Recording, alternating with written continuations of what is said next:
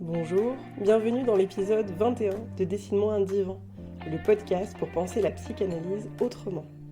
Je suis Candice Medina-Maro, créatrice de ce podcast, et je vous propose aujourd'hui d'aborder une nouvelle thématique, Dessine-moi une séance. À travers 3 épisodes, nous verrons qu'une séance d'analyse a, comme tout, un début, un milieu et une fin.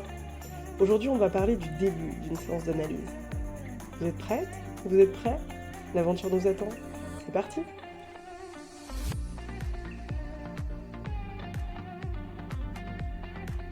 Dans la vie, vous l'aurez remarqué, on intègre de manière tout autant implicite qu'explicite et très codée la façon d'interagir avec les autres êtres humains. Toute la journée, on passe d'un mode d'interaction à l'autre. On s'adapte à la situation, aux personnes, en fonction de codes intériorisés à partir de ce qu'on a observé et imité enfant et de ce qui nous a été enseigné. Vous ne vous adressez pas de la même manière à un bébé, à votre voisin, votre collègue, la prof de votre enfant, votre père, votre grand-mère, le facteur, etc. Bref, toute la journée, vous naviguez entre ces différents modes de communication, leurs trames et leurs spécificités, en fonction de chaque relation tout aussi générique qu'unique que vous avez avec chacune des personnes avec lesquelles vous interagissez. Je ne vous apprends rien en vous disant cela, mais on en a besoin pour la suite de la réflexion. En effet, comment se comporter avec une psy ou un psy ? Quels sont les codes ? Quelles sont les attitudes attendues ? Quels sont les attendus explicites et implicites ? Quelle place occupe chacune et chacun ?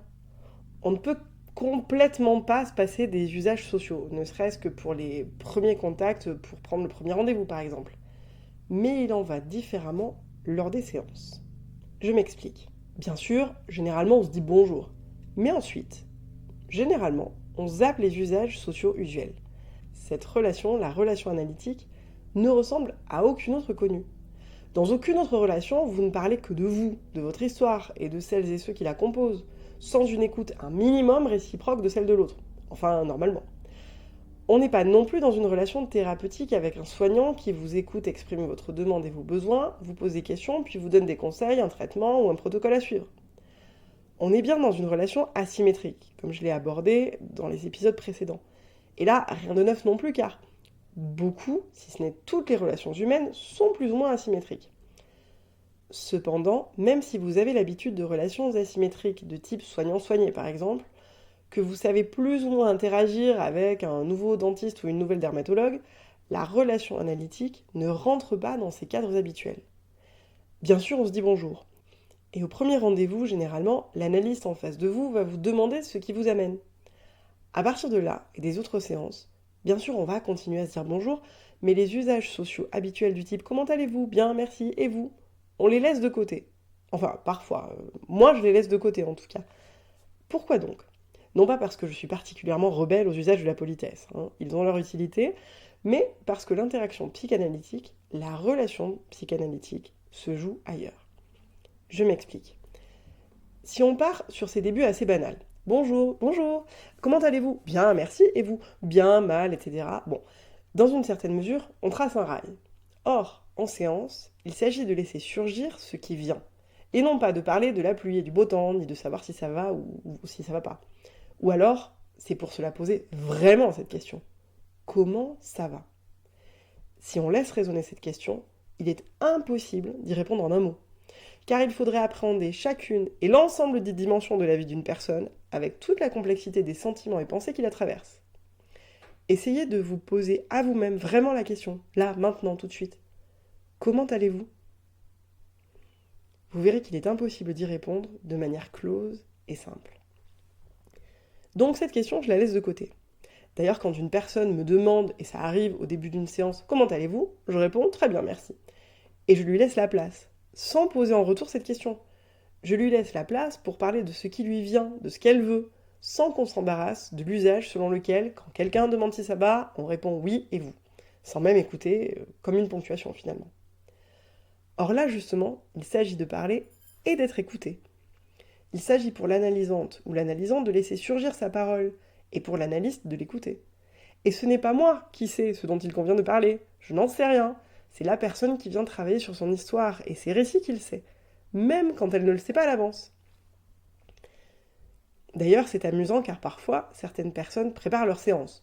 Elles décident à l'avance qu'elles veulent parler de tel ou tel sujet. Et puis, une fois la porte du cabinet passée, alors même qu'en salle d'attente, elles avaient bien en tête ce dont elles voulaient parler, pouf, envolé. Et voilà que c'est autre chose qui s'impose. Parce qu'il y a ce qu'on décide avec sa tête, en réfléchissant, presque en argumentant avec soi-même, et puis il y a ce dont on a vraiment envie ou besoin de parler.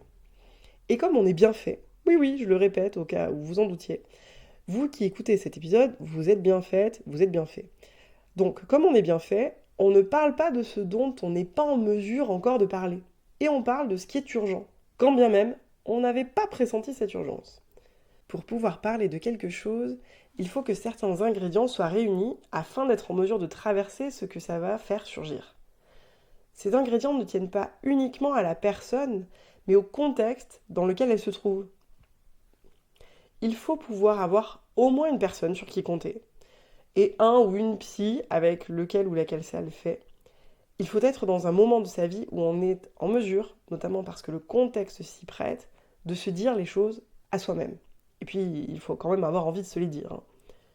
Car la psychanalyse, avant tout, c'est un rendez-vous avec soi-même. Bien sûr, je suis là, je fais écho, et ça n'a l'air que de peu, mais ce peu est fondamental. Même si le travail, c'est l'analysante ou l'analysant qui le fait, mon écho est important. Je suis là, c'est moi qui ouvre la porte, c'est moi qui accueille une personne dans mon cabinet, mais le rendez-vous n'est pas avec moi. Le rendez-vous, il est avec la personne elle-même. En quelque sorte, j'y assiste, ce qui est très différent d'assister, car je n'assiste pas la personne, mais j'assiste au rendez-vous qu'elle a avec elle-même. Et même si ma présence et ma parole sont importantes, je sais que ce rendez-vous n'est pas avec moi, même s'il peut être avec ce que je représente, chose qui varie d'une personne à l'autre d'ailleurs et d'une séance à l'autre. Bien sûr, pour la plupart des gens, au moins dans un premier temps, c'est avec moi qu'elles prennent rendez-vous, du moins, c'est ce qu'elles pensent. Il arrive que des personnes que je connais souhaitent travailler avec moi. Or, même si on n'est pas de la même famille, ou qu'on n'est pas des amis intimes, je ne peux pas travailler avec elles, car elles me connaissent autrement que comme psy. Avant d'être psy, je suis pour elles leur voisine de village, la maman de l'ami de leur enfant, leur patiente, leur cliente, etc. Bref, je suis une personne incarnée, je suis moi. Alors oui, bien sûr, je suis incarnée en tant que psy aussi, même quand je ne suis qu'une voix à l'autre bout du fil et qu'on ne s'est jamais vu. Il n'empêche que, pour sécuriser le travail, il faut un cadre qui permette de le laisser se dérouler sans inviter ma vie personnelle dedans ou en dehors. Pourtant, et c'est très signifiant, l'argument principal de ces personnes est que justement, elles me connaissent, je suis une vraie personne et elles me font confiance. Je crois que ce n'est pas à prendre tout à fait comme une anecdote, car ça vient de dire et souligner à quel point ça peut être difficile de parler de soi, de sa vie, à une personne qu'on ne connaît pas. Ça dit que c'est effrayant d'aller livrer de l'intime à une personne dont on ne sait pas ce qu'elle va en faire. Mais, car il y a souvent un mais, travailler avec quelqu'un qui me connaît d'abord autrement que comme si, ce n'est pas proposer un cadre de travail sécurisant. Or même si tout le monde n'a pas subi d'abus sexuels, on a toutes et tous subi des abus de toutes sortes, avec des conséquences plus ou moins lourdes. Il convient donc de s'assurer qu'on propose un cadre qui ne risque pas d'être abusif, dans lequel on sera seulement le ou la psy, et ce qu'on va représenter pour la personne qui vient en séance, et non pas la voisine ou que sais-je. Toute personne vient en analyse avec une demande. Plus largement, toute personne qui vient voir une ou un psy vient avec une demande. Cette demande est parfois formulée d'emblée, mais cela ne veut pas dire qu'elle est la vraie demande. Je m'explique. Une personne vient et généralement demande de l'aide. Ça peut sembler clair.